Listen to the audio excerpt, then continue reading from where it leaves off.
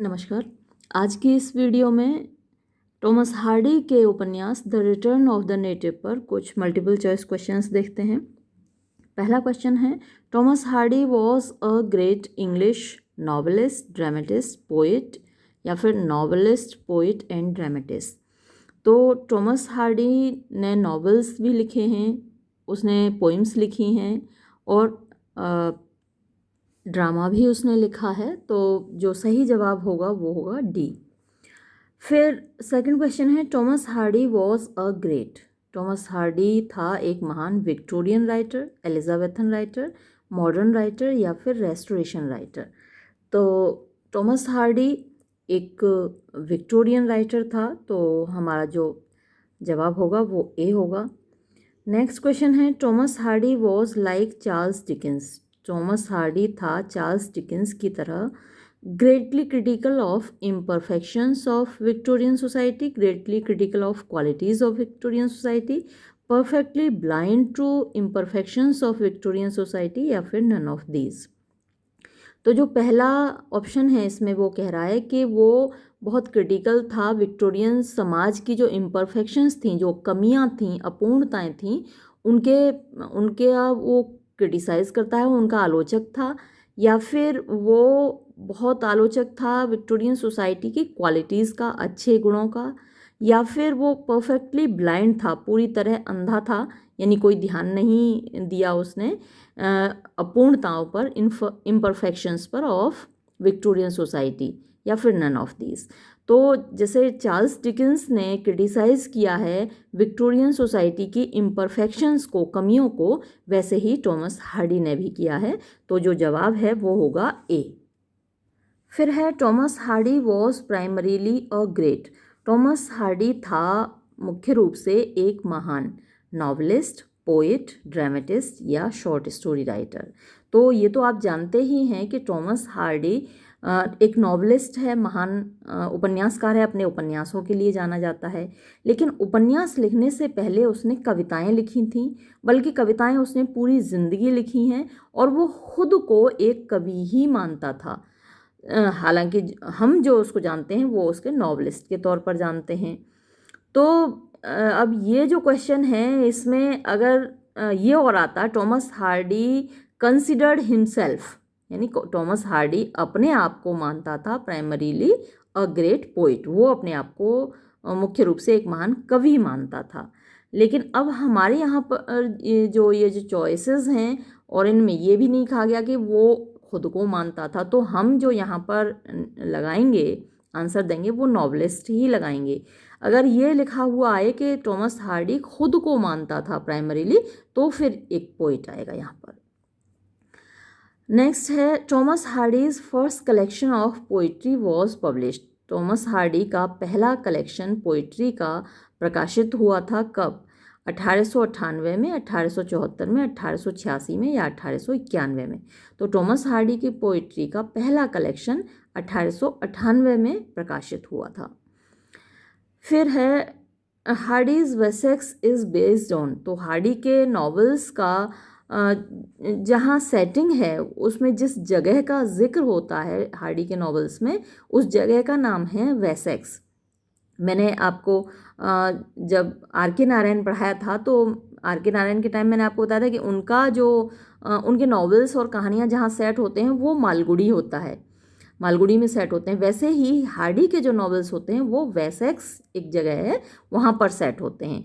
तो वो किस पर आधारित है? Medieval Anglo Saxon kingdom, modern Anglo Saxon kingdom, English kingdom, या फिर नन ऑफ दीज?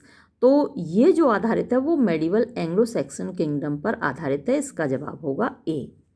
फिर 7वां क्वेश्चन है, Hardy was born in. Hardy कहाँ पैदा हुआ था? इंग्लैंड में, आयरलैंड में, स्कॉटलैंड में, या नन ऑफ दीज? तो हार्डी इंग्लैंड में पैदा हुआ था, जवाब हुआ ए। फिर है, Thomas was born in the year. Thomas Hardy किस वर्ष में पैदा हुआ था? 1898, 1874, 1840, या फिर 1891? तो टॉमस हार्डी 1840 में पैदा हुआ था, जवाब हुआ हमारा सी। फिर है, Thomas Hardy's father Thomas use to work as a. Thomas Hardy के जो पिताजी थे उनका नाम टॉमस था, और वो क्या काम करते थे? बिजनेसमैन थे, स्टोन मैसन थे, कुली थे या फिर ब्रोकर थे? तो टॉमस हार्डी के जो पिताजी थे वो स्टोन मैसन थे, यानी राजगीर होते हैं, तो वो राजगीर थे, स्टोन मैसन थे, ये उनका व्यवसाय था। जवाब हुआ हमारा बी। 10वां सवाल है, Thomas Hardy died in. Thomas Hardy की मृत्यु हुई किस सन में हुई?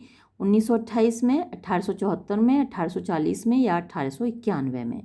तो टॉमस हार्डी की मृत्यु 1928 में हुई, तो जवाब हुआ हमारा ए। फिर 11वां सवाल, इन 1910 में हार्डी वॉज अवार्डेड। हार्डी को जो पुरस्कार दिया गया, क्या दिया गया? Nobel prize, Booker prize, order of merit या नन ऑफ दीज? तो 1910 में हार्डी को ऑर्डर ऑफ मेरिट अवार्ड दिया गया, तो जवाब है हमारा सी। फिर 12वां क्वेश्चन है, Thomas Hardy's first novel was. Thomas Hardy का पहला उपन्यास था the poor man and the lady, far from the madding crowd, the return of the native या फिर द मेयर ऑफ कैस्टरब्रिज? तो इसके बारे में आप अच्छे से जान लीजिए, काफ़ी इम्पोर्टेंट है ये सवाल। एक दो मैंने कॉम्पिटिशन्स में देखा है ये वाला सवाल, कि टॉमस हार्डी का जो पहला नॉवल था वो था the poor man and the lady. इस उपन्यास को टॉमस हार्डी ने कई पब्लिशर्स के पास भेजा और सबने इसको लौटा दिया, किसी ने भी एक्सेप्ट नहीं किया, इसको पब्लिश नहीं किया। अब टॉमस हार्डी बड़ा निराश हो गया इस उपन्यास को, जब इतनी जगह से लौट के आ गया तो इसने क्या है, उसको ख़त्म कर दिया, नष्ट कर दिया इस उपन्यास को। तो इसकी कोई मैन्युस्क्रिप्ट है नहीं इस उपन्यास की, तो ये इसलिए इस मायने में ज़्यादा इम्पोर्टेंट है। देखिए, एक बंदा आगे चल के जो इतना फेमस उपन्यासकार बना, नॉवेलिस्ट बना, कि उसको सारी दुनिया जानती है, सारी दुनिया उसका इतना सम्मान करती है, इतना ज़्यादा पॉपुलर है, इतना पढ़ा जाता है, उस व्यक्ति का भी पहला नॉवल इतनी बार रिजेक्ट हुआ था कि वो निराश हो गया और उसने उसको नष्ट कर दिया, अपनी मैन्युस्क्रिप्ट को। तो देखिए, ये आपके लिए प्रेरणा का स्रोत भी है कि आप कितनी भी ठोकरें खाएं लेकिन हार ना माने, और ज़िंदगी में अच्छे बुरे दिन आते रहते हैं, तो कभी आपको रिजेक्ट होना पड़े, आप कई जगह अप्लाई करें और आपकी नौकरी ना लगे तो आप निराश ना हो, क्योंकि दिन कभी ना कभी तो निकलता है ना, अच्छा समय कभी ना कभी आता है। चलिए अब आगे बढ़ते हैं, और 13वें क्वेश्चन में वही बात आ गई जो मैंने अभी आपको बताई। Which was Hardy's novel? कौन सा था हार्डी का वो उपन्यास दैट ही डेस्ट्रॉयड, जिसको उसने नष्ट कर दिया, and no copies of it exist today, यानी आज इसकी कोई भी कॉपी नहीं है। तो ये the poor man and the lady यही है, इसको आप याद रखिएगा। फिर है 14वां question, Thomas Hardy's far from the madding crowd was published. Thomas Hardy का जो उपन्यास है, मैं सोच रही हूँ कि एक वीडियो अलग से टॉमस हार्डी के लाइफ और वर्क्स पर बना दूँ, क्योंकि अब कई सारे क्वेश्चंस हैं जो उसके वर्क्स की डेट पूछ रहे हैं। चलिए अभी तो हम इनको कर लेते हैं।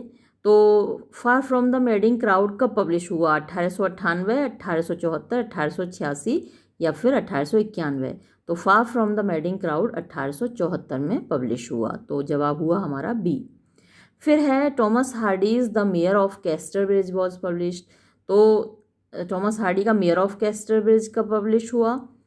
1898, 1874, 1886 या 1891? तो ये मेयर ऑफ कैस्टरब्रिज 1886 में पब्लिश हुआ। फिर है टॉमस हार्डी का टेस्ट ऑफ द डिअरबल्स कब पब्लिश हुआ? तो यहाँ पर जो ऑप्शंस हैं 1898, 1874, 1886 और 1891। तो टेस्ट ऑफ द डिअरबल्स 1891 में पब्लिश हुआ। ज़्यादातर ये नॉवल प्रेस्क्राइब्ड होता है, सिलेबस में होता है, लेकिन आपके में the return of the native है। हम जब पढ़ते थे तो टेस्ट ऑफ द डिअरबल्स ही था। ये आपको एमए में मिलेगा, लेकिन ये नॉवल कहीं ना कहीं पढ़ने को आपको ज़रूर मिलेगा, ये सिलेबस में ज़रूर होता है, बहुत इंपॉर्टेंट नॉवल है ये हार्डी का।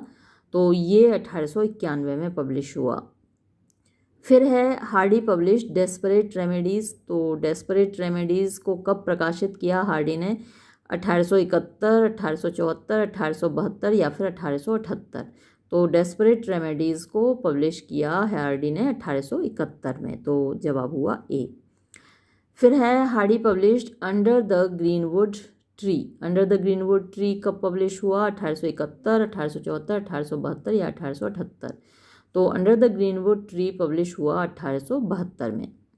फिर है Hardy published a pair of blue eyes, तो नीली आँखों, sorry, a pair of blue eyes Hardy ने प्रकाशित किया कब? 1871 में, 1873 में, 1872 में या फिर 1878 में? तो a pair of blue eyes publish हुआ 1873 में, हमारा जवाब हुआ बी। नेक्स्ट क्वेश्चन है the return of the native was published in, the return of the native प्रकाशित हुआ 1871 में, 73 में, 72 में या फिर 78 में?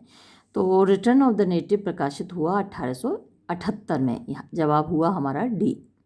फिर है, तो रिटर्न ऑफ द नेटिव की सवाल अब आ गए, इससे पहले हार्डी और उसके बाकी नॉवेल्स के बारे में बात हुई थी, तो वो भी आपके लिए इम्पोर्टेंट है। The return of the native तो आपके सिलेबस में है ही, लेकिन ऐसा नहीं है कि वो हार्डी और उसके बाकी नॉवेल्स के बारे में जानना आपके लिए ज़रूरी ना हो, क्योंकि क्वेश्चंस उन पर भी आते हैं। फिर है next question, in the return of the native who is the central character, तो रिटर्न ऑफ द नेटिव में मुख्य पात्र कौन है? Clym Yeobright, Diggory Venn, Damon Wildeve या फिर नन ऑफ दीज? तो आपको पता ही है कि क्लिम ब्राइट उसका सेंट्रल कैरेक्टर है, यानी हीरो है, तो हमारा जवाब हुआ A. Who is the native of the novel, तो रिटर्न ऑफ द नेटिव नाम है इस नॉवल का। रिटर्न मीन्स पुनः आगमन, वापसी।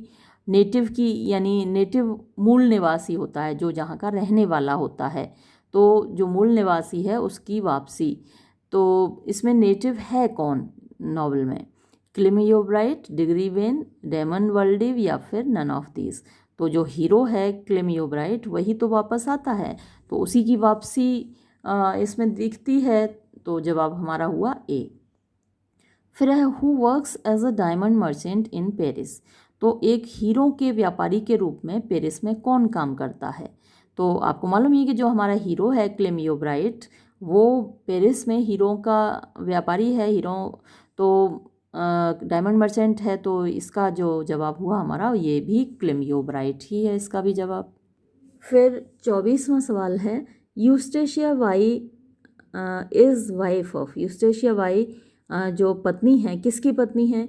तो ये भी आपको मालूम है कि क्लिम ब्राइट जो हमारा हीरो है उसकी पत्नी है यूस्टेशिया वाई, ये हीरोइन है इस नॉवल की, तो जवाब हमारा ए है।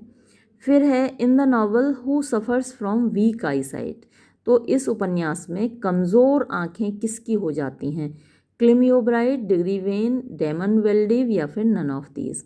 तो अगर आपने नॉवल की कहानी पढ़ी है तो आपको मालूम होगा कि क्लिम ब्राइट एक स्कूल टीचर बनना चाहता है वो, और टीचर बनने के लिए आपको मालूम है पढ़ाई बहुत करनी होती है, तो इसके लिए वो बहुत पढ़ाई करता है, तो उसकी आंखें कमज़ोर हो जाती हैं। अक्सर आपने देखा होगा टीचर्स की आंखों पर चश्मा लगा होता है, क्योंकि पूरे दिन उनका काम यही है, पढ़ना और पढ़ाना। तो क्लिम ब्राइट की आंखें कमज़ोर हो जाती हैं, तो इसका जवाब हुआ ए। फिर है who becomes a wandering preacher, wandering means घुमंतु, घूमने वाला, प्रीचर मीन्स उपदेशक, तो घुमंतु उपदेशक कौन बनता है? तो आपको स्टोरी में मालूम ही है कि नॉवेल की जो कहानी है उसमें अंत में जो हमारा हीरो है उसकी पत्नी आत्महत्या कर लेती है, वो भी मर जाती है, उसकी माँ पहले ही मर चुकी है, अब उसके पास कुछ भी नहीं है, कोई भी नहीं है, और आँखें उसकी बहुत कमज़ोर हो चुकी हैं, तो बेचारा बहुत परेशान हो गया है, निराश हो गया, तो अंत में वो एक घुमंतु उपदेशक बन जाता है, तो इसका भी जो जवाब होगा वो होगा क्लिम ब्राइट। फिर है next question, climb sermons deal with, climb के जो सरमन माने उपदेश होते हैं, डील विद का मतलब हुआ है संबंधित होते हैं, क्लिम के जो उपदेश हैं वो किससे संबंधित होते हैं? Complex moral topics, simple moral topics, secrets of good health या फिर ग्रेट फिलॉसफी? तो क्लिम के जो उपदेश हैं वो सिंपल मॉरल टॉपिक्स से संबंधित होते हैं, तो जवाब हमारा हुआ बी। फिर 28वां सवाल देखिए, हु ऑफ द फॉलोइंग, यानी निम्नलिखित में से कौन इज़ कॉल्ड कहा जाता है द रेडल मैन, यानी रंगरेज? तो क्लिम ब्राइट है, डिग्री वेन है, डेमन वेल्डिव है या नन ऑफ दीज? तो ये डिग्री वेन है, जवाब हुआ बी। फिर है Diggory Venn's body and things are dyed, Diggory Venn का जो शरीर है और उसकी चीज़ें रंगी हुई हैं, ग्रीन, येलो, रेड या फिर नन ऑफ दीज। तो ये सब रेडलमैन है वो रंगरेज है तो लाल रंग में रंगी हुई हैं। जो गेरू होता है, आपने भी अपने घरों में देखा होगा, गेरुआ रंग होता है। उससे जो संत लोग होते हैं, महात्मा लोग होते हैं, वो अपने कपड़े भी रंगते हैं। भगवा जो रंग होता है गेरुआ, तो ये रेड कलर है। जवाब हुआ हमारा सी। फिर है degree when loves. Degree when प्यार करता है किससे?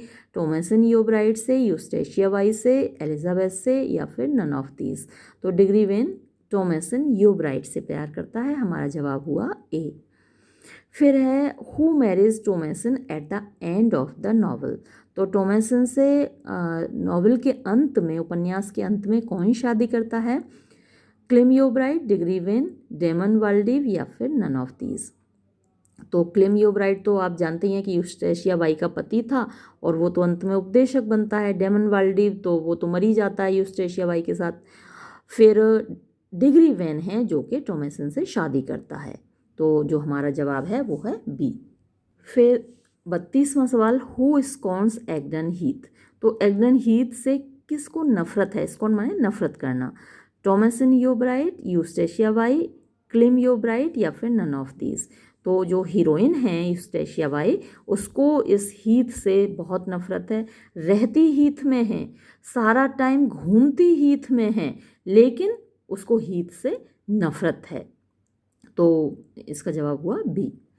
फिर है who has an amorous affair. किसका मतलब कि अफेयर है, एमोरस मतलब प्यार का संबंध है विद डेमन वाइल्डिव, डेमन वाइल्डिव से। तो टॉमसन योब्राइट का है, यूस्टेशिया वाई का है, क्लेम योब्राइट का है या नन ऑफ दीज। तो जो हीरोइन है यूस्टेशिया वाई, उसी का अफेयर है डेमन वाइल्डिव के साथ। तो ये जो हमारा जवाब हुआ बी हुआ। नेक्स्ट क्वेश्चन है who marries Thomasin at the end of the novel. तो नॉवल के अंत में टॉमसन से शादी कौन करता है? अच्छा, ये रिपीट हो गया क्वेश्चन, तो ये तो आपको पहले ही पता है, डिग्री वेन है। फिर है who is a local innkeeper in the novel. तो इस नॉवल में एक लोकल इनकीपर यानी सराय का मालिक कौन है? लोकल माने स्थानीय होता है, इन माने सराय होता है, और इनकीपर सराय का मालिक कौन है? तो इसमें जो जवाब है वो है डेमन वाइल्डिव, वो एक लोकल इनकीपर है। फिर है who is defamed as a lady killer in the novel. तो इस उपन्यास में लेडी किलर यानी महिलाओं का शिकारी कौन कहलाता है? ये बड़ा इम्पोर्टेंट सा सवाल है, इसको आप याद रखिएगा। महिलाओं का शिकारी कौन है? Claim Yeobright, Diggory Venn, Damon Wildeve या फिर नन ऑफ दीज। तो जो महिलाओं का शिकारी है वो है डेमन वाइल्डिव। तो जवाब है हमारा सी। 37वां सवाल देखिए, हु मैरिज, कौन शादी करता है टॉमसन से when he is rejected by Eustacia, जब उसको यूस्टेशिया के द्वारा ठुकरा दिया जाता है। तो देखिए options, Clym Yeobright, Diggory Venn, Damon Wildeve या फिर नन ऑफ दीज। तो यूस्टेशिया का जो पहले अफेयर है वो डेमन वाइल्डिव से है, लेकिन वो जब देखती है क्लेम योब्राइट को तो उसका मन बदल जाता है और वो डेमन वाइल्डिव को छोड़कर क्लेम योब्राइट की तरफ खिंच जाती है, उसके साथ उसका अफेयर हो जाता है, उससे शादी भी कर लेती है। तो इसको डेमन वाइल्डिव को ठुकरा दिया जाता है यूस्टेशिया वाई के द्वारा, तो फिर वो किससे शादी करता है? टॉमसन से शादी करता है। तो जवाब हमारा हुआ डेमन वाइल्डिव। फिर नेक्स्ट है हु हेल्प्स यूस्टेशिया इन एलोपमेंट। तो यूस्टेशिया की एलोपमेंट माने भागना, तो भागने में मदद कौन करता है? तो भाई जिसके साथ भागी है वही तो मदद करता है ना। तो डेमन वाइल्डिव के साथ ही वो भागती है एंड में, और तो इसका जो जवाब होगा वो डेमन वाइल्डिव ही होगा, क्योंकि और तो कोई मदद करता नहीं उसकी भागने में। डेमन वाइल्डिव अपने साथ भगा के ले जाता है उसको, उसकी मदद करता है। तो जवाब हमारा हुआ सी। अब देखिए 39th question, who is a class conscious proud woman. कौन है क्लास कॉन्शियस यानी वर्ग का ख्याल रखने वाली, वर्ग से मतलब अपना जैसे कि उच्च वर्ग को बिलोंग करती है, तो उस पर गर्व करने वाली, घमंड करने वाली प्राउड वुमन यानी घमंडी औरत है। तो कौन है? टॉमसन योबराइट है, यूस्टेशिया बाई है, मिसेस योबराइट है, या नन ऑफ दीज। तो आप जानते ही हैं कि जो क्लास कॉन्शियस प्राउड वुमन है वो हमारा जो हीरो है क्लेम योबराइट, उसकी माँ है मिसेस योबराइट। तो जवाब हुआ हमारा सी। फिर है हु वर्क्स फॉर मिसेस योबराइट। तो मिसेस योबराइट के लिए काम कौन करता है? वो है क्रिश्चियन कैंटल। तो जवाब हुआ ए। फिर है क्वेश्चन हु इज़ यूस्टेशियाज ग्रैंडफादर। यूस्टेशिया के दादाजी कौन हैं? क्रिश्चियन कैंटल, जॉनी नॉनसच, या चार्ली, या फिर कैप्टन वाई। तो कैप्टन वाई यूस्टेशिया के दादाजी हैं। वाई सरनेम भी मिल रहा है, देखिए यूस्टेशिया का सरनेम भी यूस्टेशिया वाई है और ये कैप्टन वाई उसके दादाजी हैं। 42nd क्वेश्चन देखिए, हु इज़ यूस्टेशियाज होपलेस लवर। कौन है यूस्टेशिया का निराश प्रेमी? क्रिश्चियन कैंटल, जॉनी नॉनसच, चार्ली, या कैप्टन वाई। तो जो चार्ली है वो है यूस्टेशिया का निराश प्रेमी। फिर है action of the return of the native is divided into how many chapters. तो ये जो चैप्टर्स में डिवाइडेड है ना, जो नॉवल है, तो कितने चैप्टर्स में डिवाइडेड है? 48, 40, 66, या नन ऑफ दीज। तो return of the native 48 chapters में डिवाइडेड है। Action of the return of the native is divided into how many books. तो पहले वो बुक्स में डिवाइडेड है नॉवल, फिर जो बुक्स हैं वो चैप्टर्स में डिवाइडेड हैं। तो कितनी बुक्स में डिवाइडेड है? 8 बुक्स, 4 बुक्स, 6 बुक्स, या नन ऑफ दीज। तो 8 बुक्स में डिवाइडेड है। मैं बाद में देखती हूँ, कोशिश करती हूँ एक वीडियो अलग से बनाती हूँ इसके चैप्टर्स के नाम और इसके बुक्स के नाम पर, एक और वीडियो बनाने की कोशिश करूँगी। तो ये नाम हो सकता है कि भाई पूछ लिए जाएं आपसे मल्टीपल चॉइस क्वेश्चंस में। फिर है, तो इसका जवाब मैंने दे दिया, कितनी बुक्स में डिवाइडेड है? वो 8 बुक्स में। जवाब हमारा ए हुआ।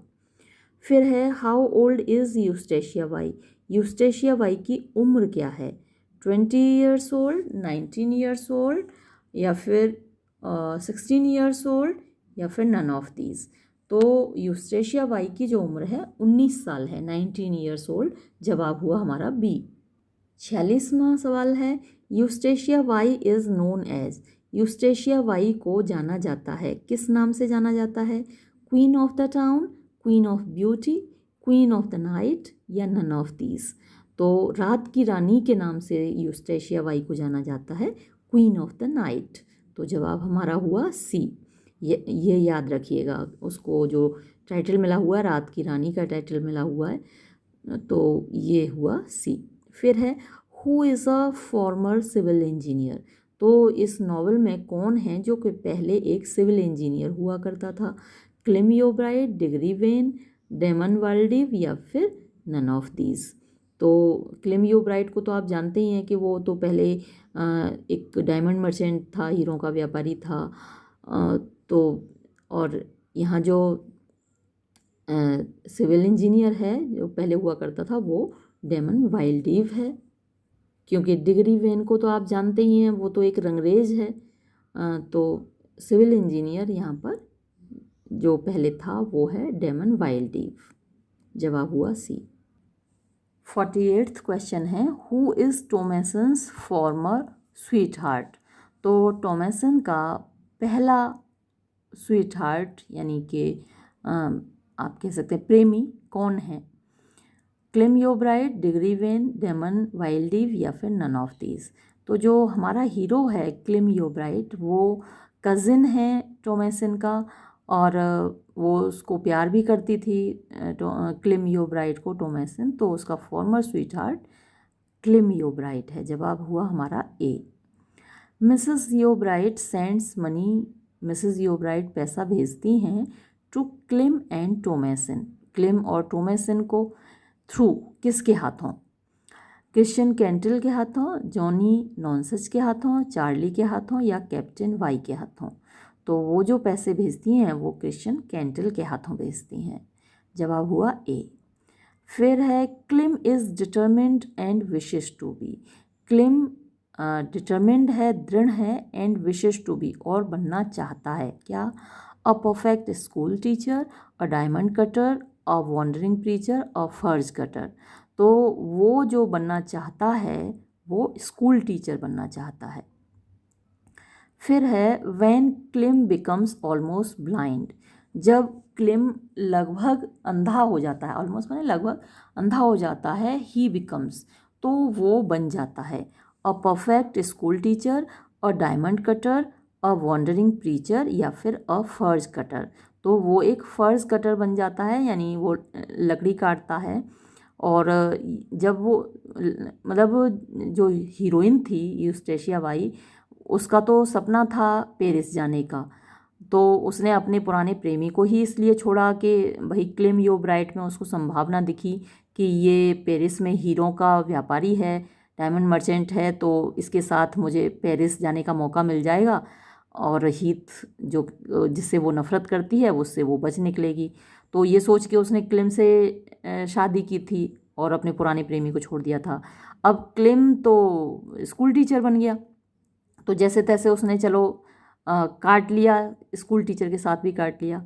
लेकिन अब स्कूल टीचर के रूप में क्लिम की आईसाइट वीक हो गई, और जब आईसाइट वीक हो गई तो पढ़ना लिखना भी उसके लिए मुश्किल हो गया। तो वो एक फ़र्ज कटर बन गया, यानी लकड़ी काटने का काम करने लगा। अब उसको फ़र्ज कटर के रूप में देखकर, लकड़ी काटने वाले एक मज़दूर की तरह काम करते हुए देखकर, तो वो बहुत निराश हो गई, उसके सारे सपने चकनाचूर हो गए। तो एक ये वजह और थी जो यूस्टेशिया और क्लिम यूबराइट में बिल्कुल ही अलगाव हुआ, और उसने भागने का निश्चय कर लिया यूस्टेशिया ने वाइल्डीव के साथ। तो ये जो आपको याद रखना है यहाँ पर, वो बनता है अ फर्ज कटर। तो जवाब है हमारा डी। 52nd क्वेश्चन देखिए, व्हेन यूस्टेशिया ग्रोज डिसइंटरेस्टेड। जब यूस्टेशिया की अरुचि हो जाती है इन हर हस्बैंड, अपने पति में, तो who finds opportunity to seduce her, किसको मौका मिल जाता है उसको फुसलाने का, बहलाने का? चार्ली, डिग्रीवेन, डेमन वाइल्डीव, या फिर नन ऑफ दीज। तो आपको पता ही है कि डेमन वाइल्डीव, वो उसको लेडी किलर के नाम से वैसे भी जाना जाता है, औरतों का शिकारी है वो। तो वो देखता है कि अब यूस्टेशिया को अपने पति में ज़्यादा इंटरेस्ट नहीं रहा है। उसने किसी कुछ और ही सोचकर शादी की थी कि भाई पेरिस जाऊंगी, और वो स्कूल टीचर बन गया, फिर फर्ज कटर बन गया। तो डेमन वाइल्डीव को मौका मिलता है उसको सिड्यूस करने का। तो ये जवाब हुआ हमारा सी। फिर है who manages to disturb Wildeve in his attempts to seduce Eustacia. तो कौन डिस्टर्ब करता है वाइल्डीव को जब वो कोशिश कर रहा होता है यूस्टेशिया को फुसलाने की? चार्ली, डिग्रीवेन, डेमन वाइल्डीव, या फिर नन ऑफ दीज। तो इसका जवाब है डिग्रीवेन, वो डिस्टर्ब करता है। फिर है who becomes a dairy farmer eight the end of the novel. तो जब उपन्यास ख़त्म होता है तो डेयरी फार्मर कौन बन जाता है, पशुपालक कौन बन जाता है? चार्ली, डिग्रीवेन, डेमन वाइल्डीव, या नन ऑफ दीज। तो डिग्रीवेन इसमें डेयरी फार्मर बन जाता है एंड में। फिर है हमारा आखिरी सवाल, what is Egdon Heath? Egdon Heath क्या है? A man, a woman, a building, a wasteland.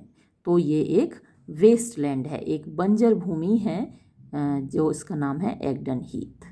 तो ये थे कुछ मल्टीपल चॉइस क्वेश्चंस। कोशिश करूँगी एक दो वीडियो और बनाने की अभी जल्दी में। तब तक के लिए धन्यवाद।